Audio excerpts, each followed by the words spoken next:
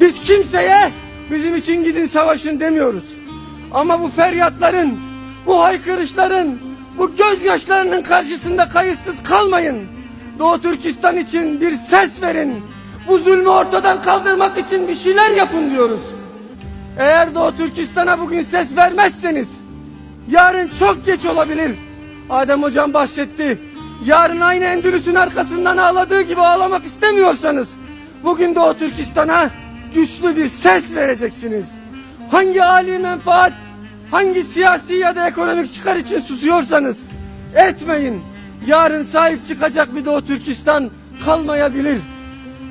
Ama siz ne yaparsanız yapın, ister ses verin ister ses vermeyin, her şeyin sahibi olan Allah Doğu Türkistan'daki kullarına yardım etmeye kadirdir.